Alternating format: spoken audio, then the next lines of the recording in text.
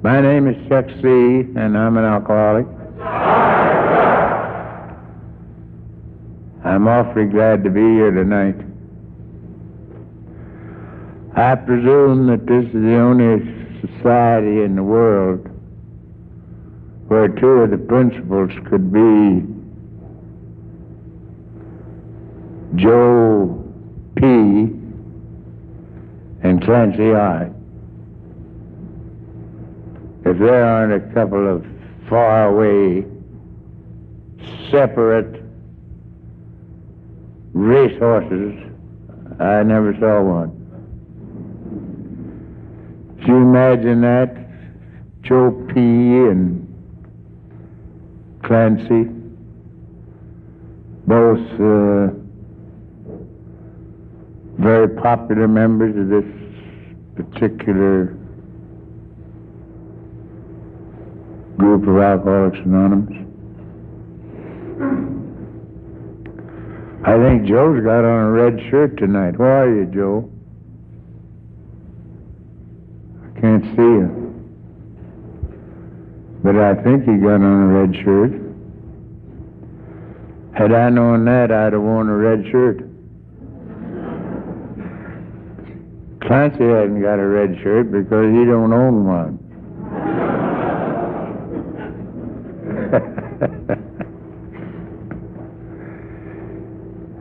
It's Clancy's birthday. Clancy has no right to ever have a birthday in Alcoholics Anonymous.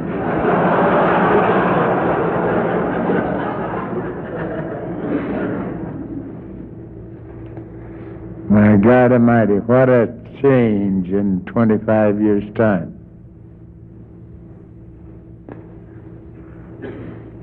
I knew 25 years ago that there wasn't no way in the world that Clancy could ever get sober, let alone remain sober and become a world figure in Alcoholics Anonymous. But he's done that,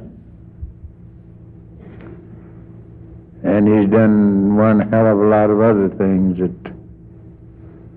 I congratulate him for.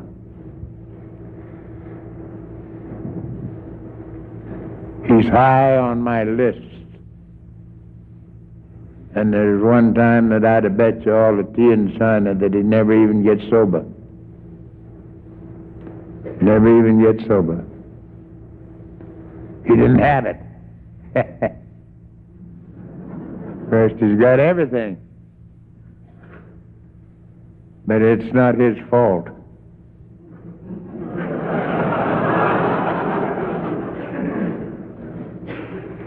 See, he had a great deal of good fortune in marriage.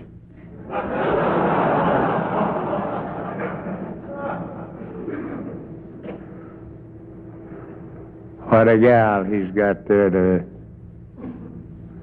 work with him. Which reminds me that I'd better say something about mine, or she won't let me go home.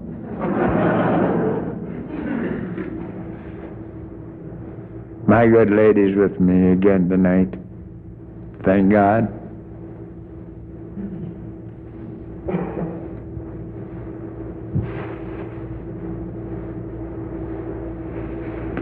It's been a little bit difficult lately for us to live together, because I haven't been feeling good, and I guess I'm not as easy to live with as I should be if I were feeling better. But nevertheless, we're here and we're here together. And I'm pretty sure that, like Clancy and his lady, my lady and I,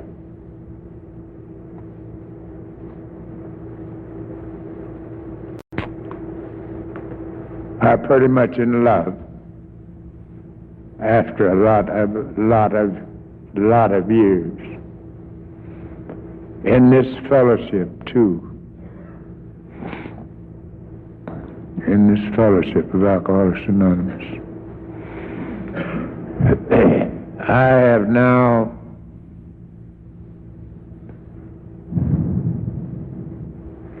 $37.5 years without one conscious desire for a drink or sedating or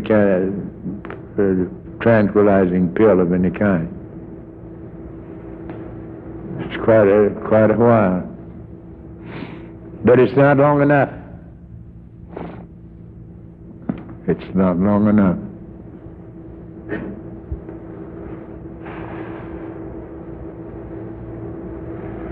$37.5 years.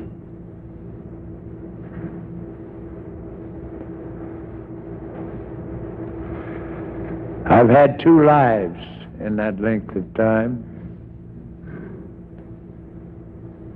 I had one life, the first 41 years of my activity in Alcoholics Anonymous. I had a life, and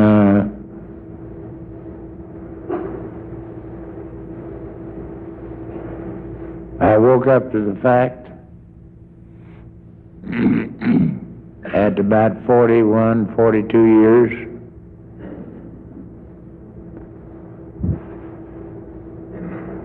that I was a failure in every department of life.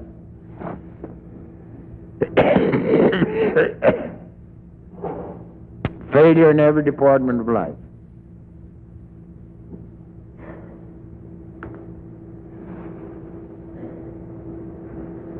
And I didn't want to be a failure in every department of life.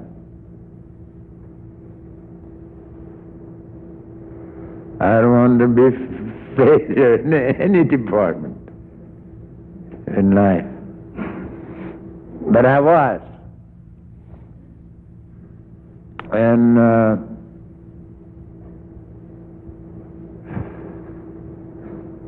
my last little trip to the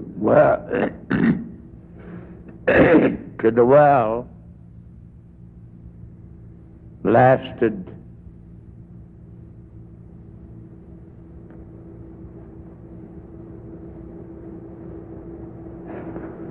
28 days. I got drunk the 10th of December, 1941 or 2, someplace in there. The 10th day of December. And I came to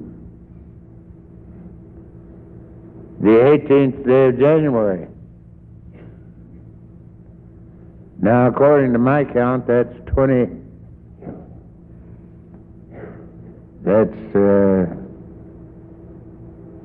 18 and 10 are 28 days. That's 4 months. I think it is, isn't it? 28 days? 4 weeks, that's 4 weeks. God, I was getting old fast there for a minute.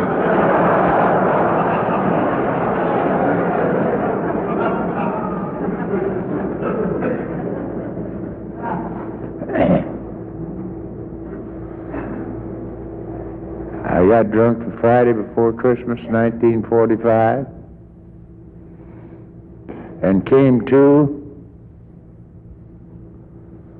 the 18th day of January, 1946.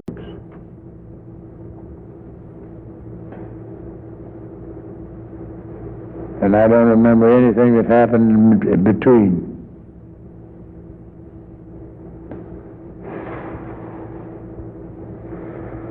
So, I'm very fortunate to be here and very fortunate to be alive and very fortunate to have been able to live now for all this last 37 and a half years without one conscious desire for a drink. Without one conscious desire for a pill, mind-changing pill of any kind.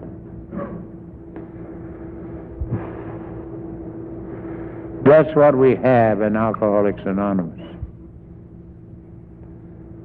We have, I presume, at least in my opinion, we have the finest formula for obtaining and maintaining sobriety that has ever been discovered. In all time, we've got it.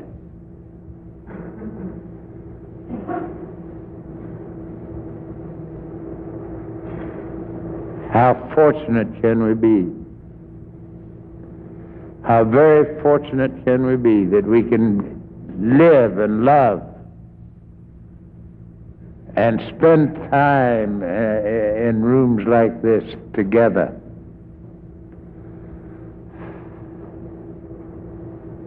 Without killing each other and without having to go get a bottle. This is an amazing, amazing thing to me.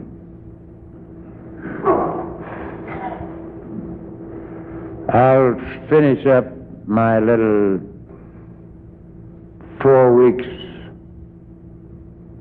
last sojourn out there in the outside world by telling you that I came to, as I did a minute ago, on the 18th day of January, 1946.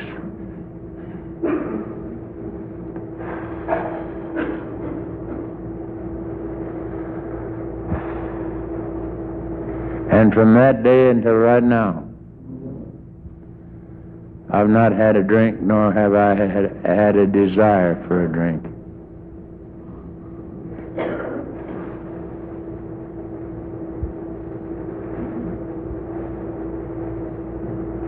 I looked at me that morning, the 18th day of January, 1946, and I was a failure in every department of life. Failure as a husband, father, businessman, man, and drunk. And I knew it. And I said to myself,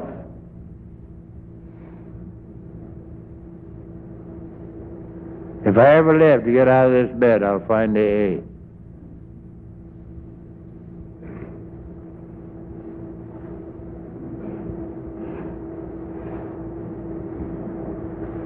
And I lived, and I found AA, and I've had it, and I've been with people like you now for the entire time, without one conscious desire for a drink. And this is the miracle to me. It's not that I haven't had a drink, but it's that I haven't wanted one. And I'm a tongue-chewing, babbling idiot. Drunk, that's what I am. But I haven't had to have a drink or pill for all this time.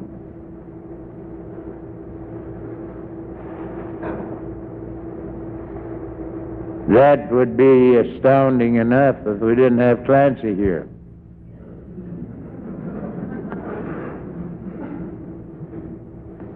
Here we got Clancy with a birthday tonight, 25 years. 25 years. No thanks, brother. No way. No way could that happen. But it did. It did.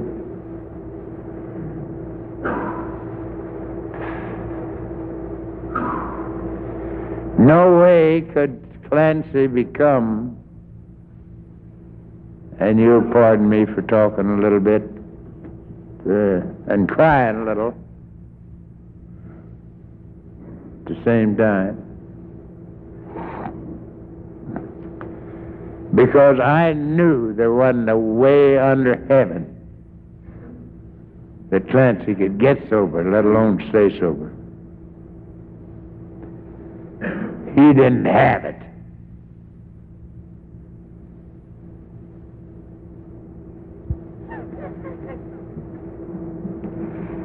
God, didn't he not have it?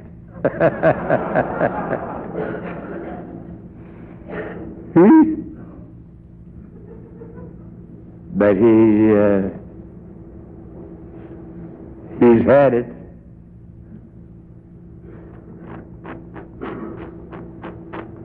For all this time now. And furthermore, he's damn near touched the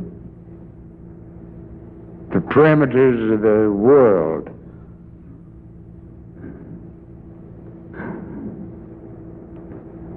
I used to think I had him beat like hell in time and also in intelligence. And also in the program of Alcoholics Anonymous. I don't think that anymore.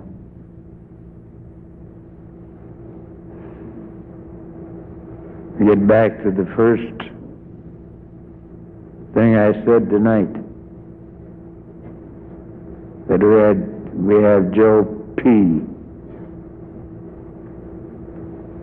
And that isn't old Get In Joe.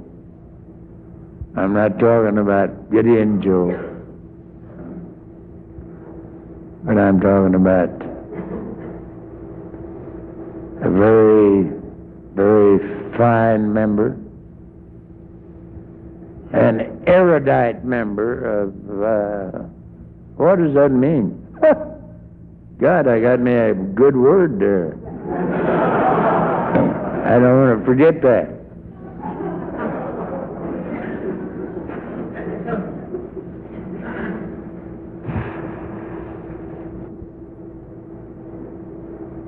A couple of giants amongst men in Alcoholics Anonymous would be Joe P. and Clancy I. And there are a few hundred more of you here, right here in this room. I thank God that I'm one of you. And I hope that nothing ever happens that gets me any further from you people than I am right now.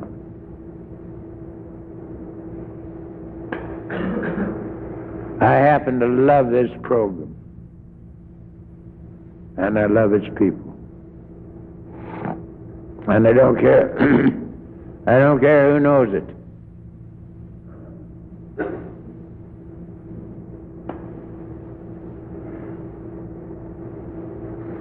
This is the first time in 4 months that I've tried to make a little talk. I was grounded by my doctor. He wouldn't let me talk, even though I wanted to. Did you ever see an alcoholic that didn't want to talk?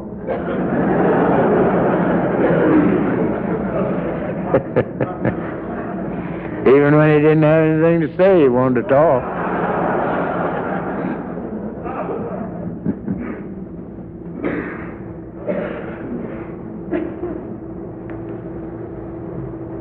But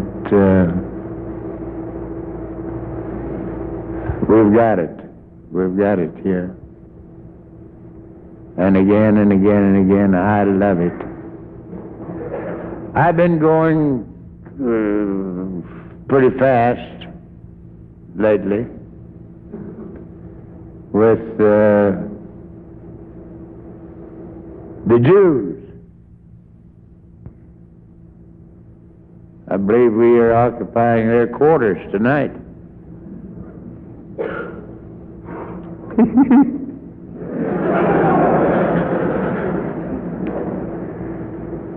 They might come in any time and scatter us, because there are a lot of them around here. But we've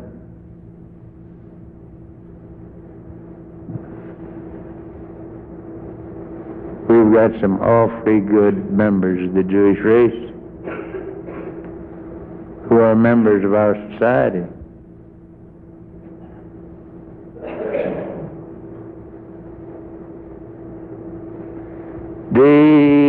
As many of you know, the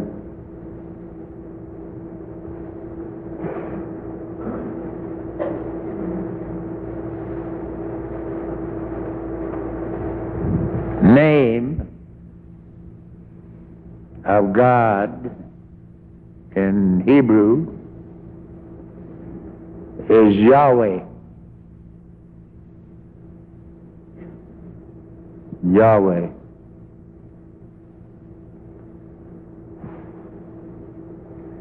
That translates into English as that which is. That which is. Yahweh.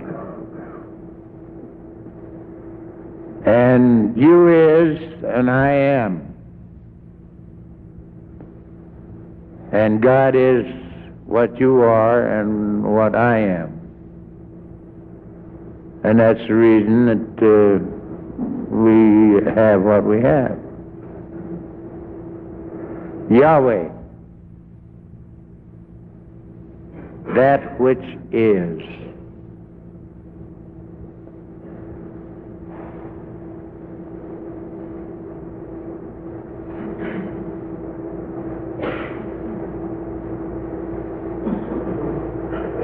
I don't believe that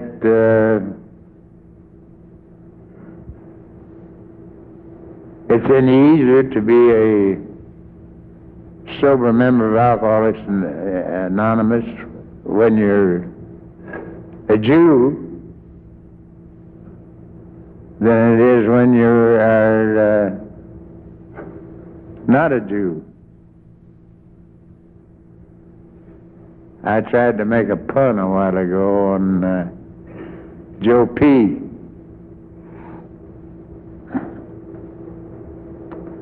who's one of your local members, and he's here tonight with a red shirt on, I think. I believe I noticed that. But we have a Joe P. down on Central Avenue. And he's a little dark around the edges.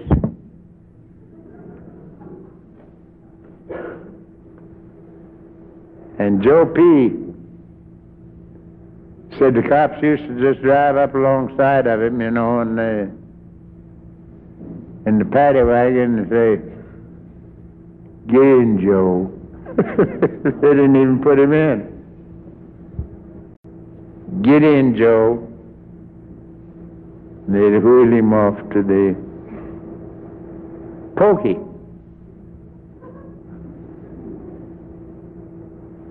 Well, Joe's been a good member of this society for a long time now. Good member. I wish he were here tonight, because I love the old rascal. He's almost as dark as I am. I mean, deviously dark.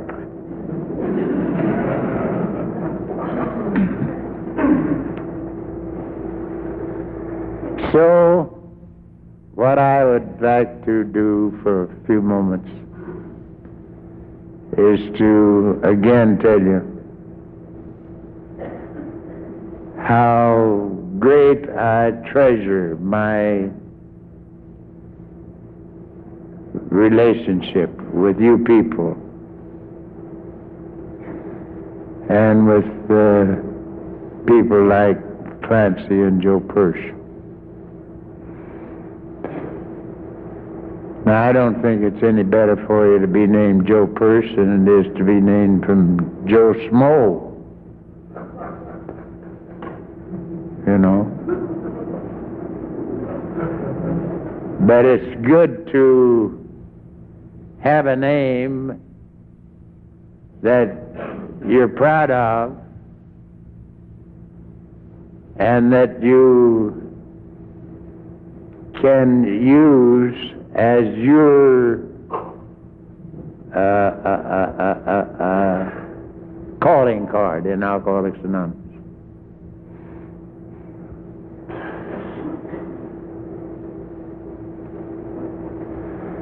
Now for a little diversion.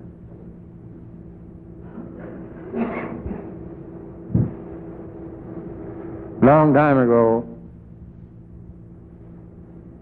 there was a chap who lived in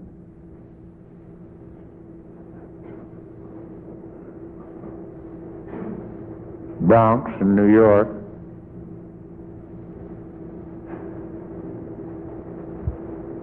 And his name was Roland. And Roland was a bad old drunk.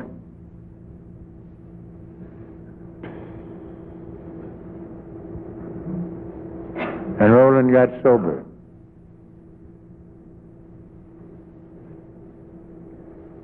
And he got sober mainly, I think, because somebody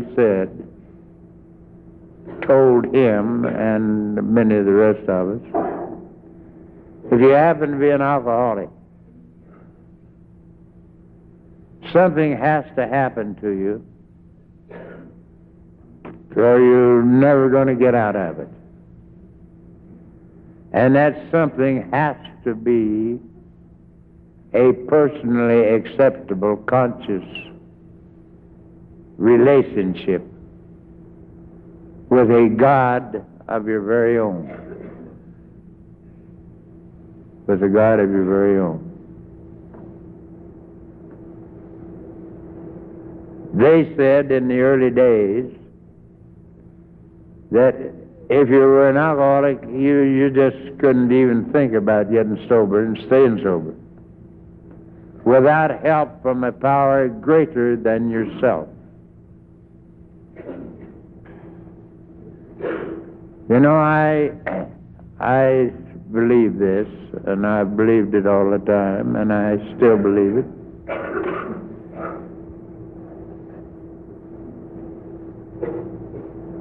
And I have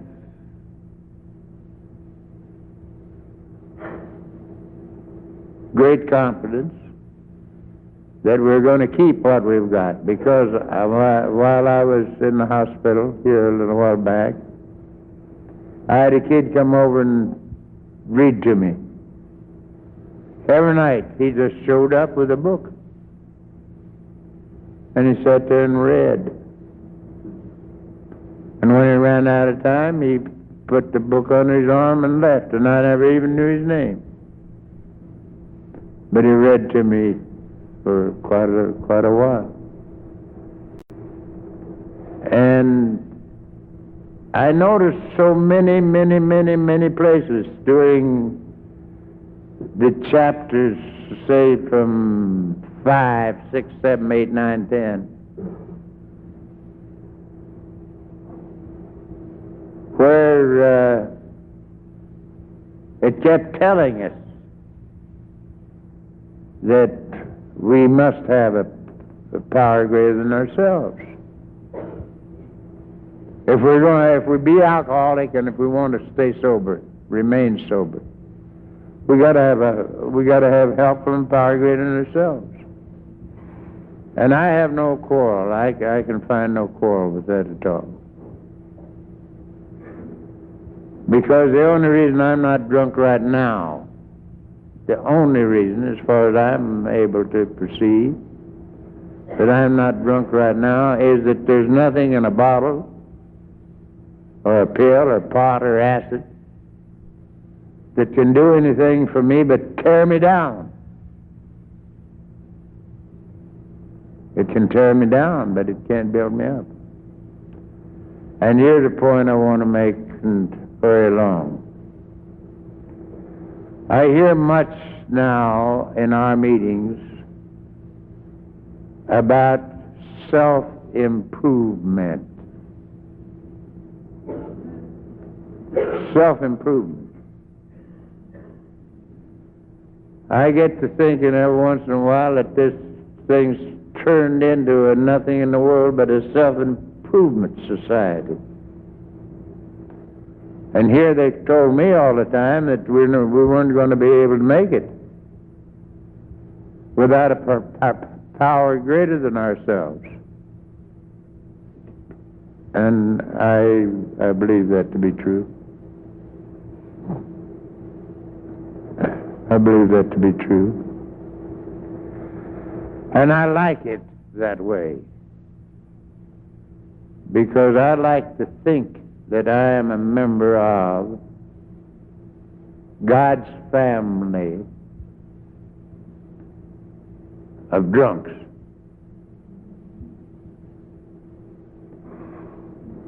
And he's got a pretty big family.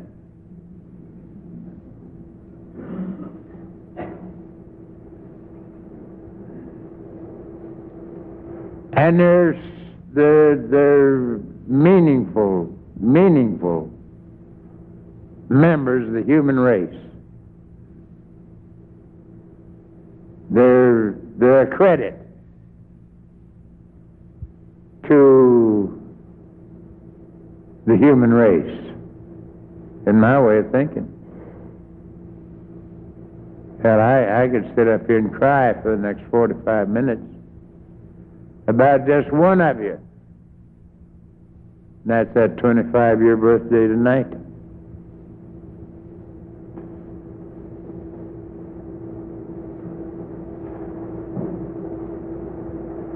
And I don't want it to be otherwise.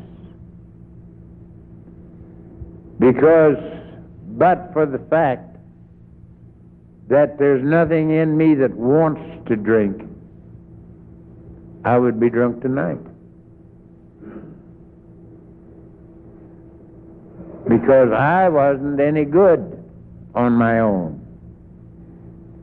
in obtaining and maintaining sobriety. I was a tongue-chewing, babbling idiot drunk. That's what I was. Tongue-chewing, babbling idiot drunk.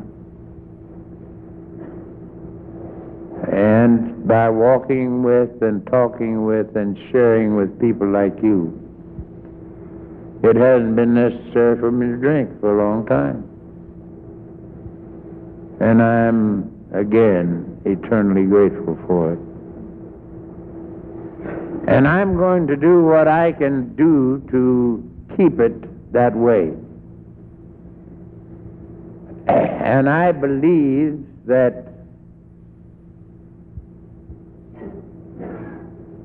I then have to maintain a working partnership with a power greater than I am. I believe that.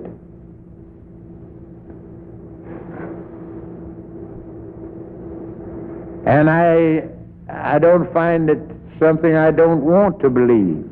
I want to believe it.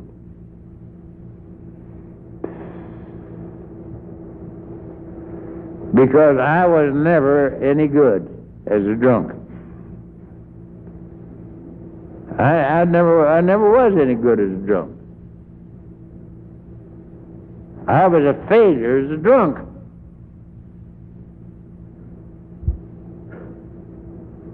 Because I could not obtain and maintain sobriety until I was open for and a part of the fellowship of Alcoholics Anonymous.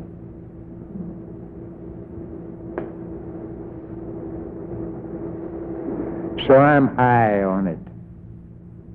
I think it's the greatest single thing that's happening in the world today.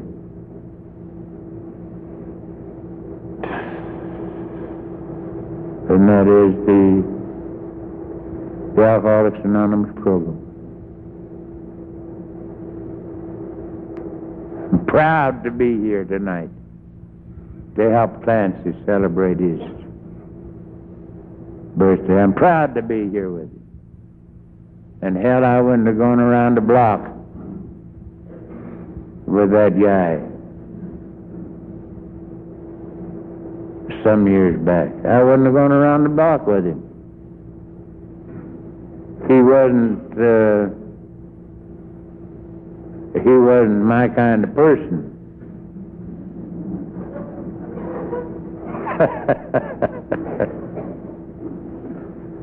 He was a bad boy.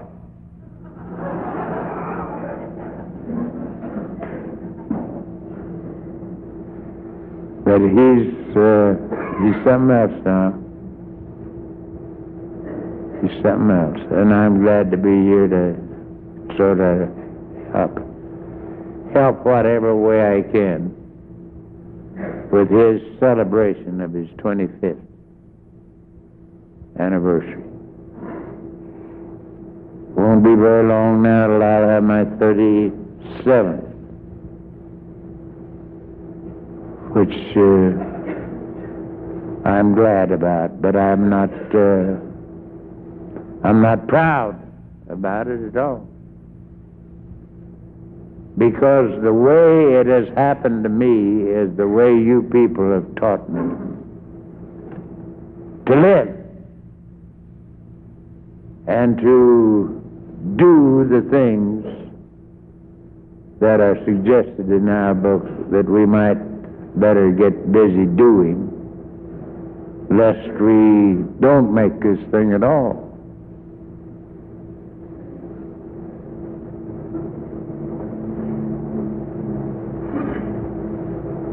And I find it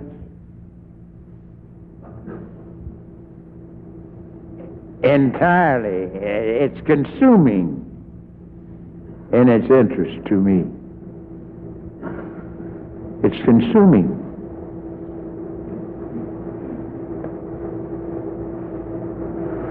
And I was so pleased to have the kid come in and sit down and read to me.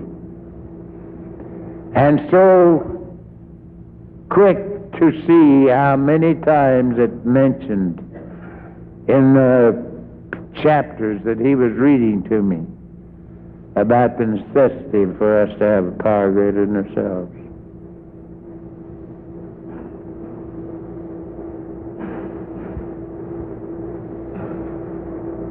It says it so many times in chapters 5, 6, 7, 8, 9, 10, 11, 12. Between the lines, in the lines, behind the lines. It's all there. And there's no reason that any of us who are here tonight cannot look forward to a long period of sobriety. And it's not self-improvement.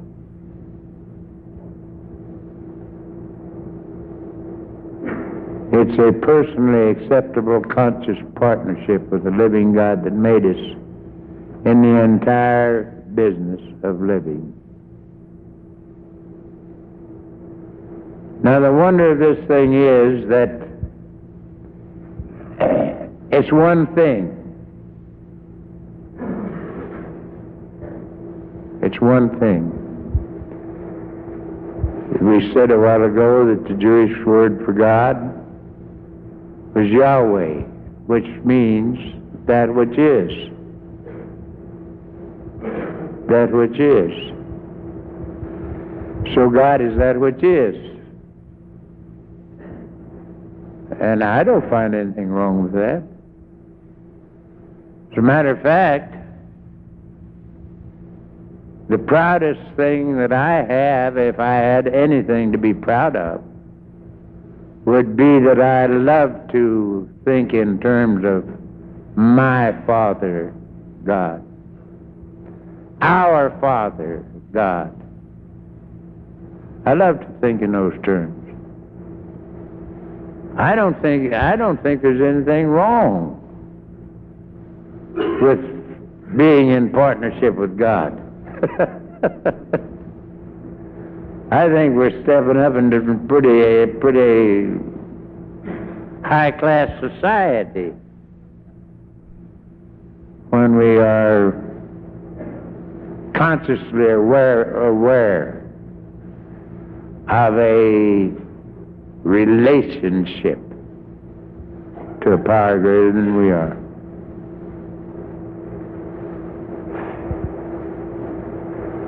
And I'm looking forward to a lot more days like this. I'm better than I was. I'm better today than I have been in several weeks. I guess it was 4 or 5 weeks ago they had me buried. Thank God it didn't take.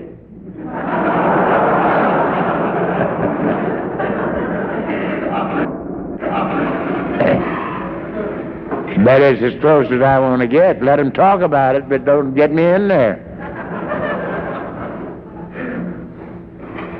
And to tell you that I am so grateful tonight that I can't see, that I do have a personal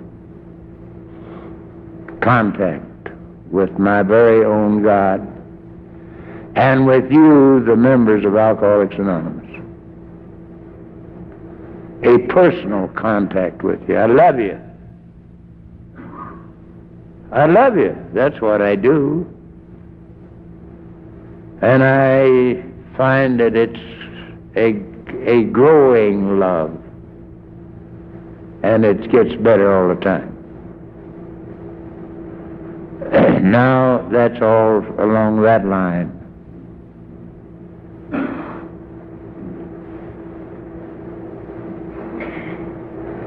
I don't want to talk much longer because I want to listen to Clancy for a little while.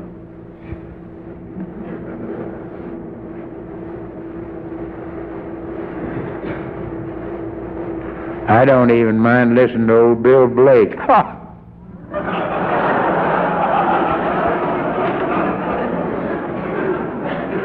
He just told me tonight he had me back clear off of the runway because he's got asthma and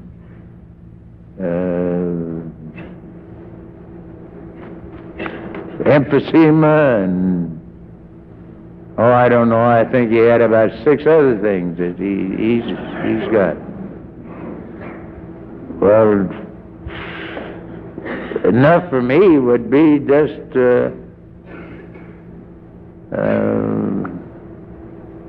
this one. I'll sell mine cheap tonight. But I'm glad, very glad, that Clancy asked me to say a few words over here. I wasn't going to talk. As a matter of fact, I'm still on the hush up list. My doctor says it's not yet time for me to talk.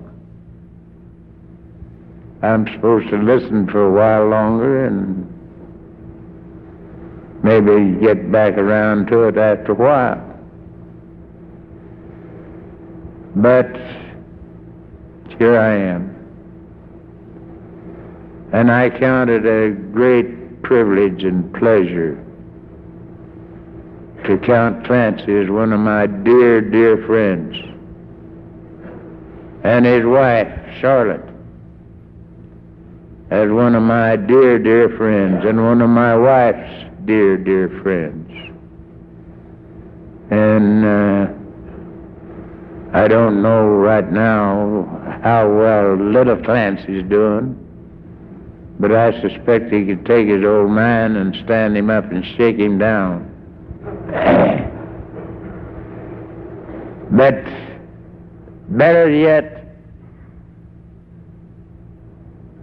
I know that we have a leader in Clancy, a guy that's pretty near touched all the states in the Union. I don't guess there's one any place that he hasn't had a part of. And many, many, many of the world's areas that Clancy has been able to serve, and serve well. And again, I love the guy, and I love you. And I want you to keep coming back, and I want you to keep looking to see if I'm there. And if I'm not there, I want you to find me and get me back in here where I belong. God bless you. Thank you very, very much.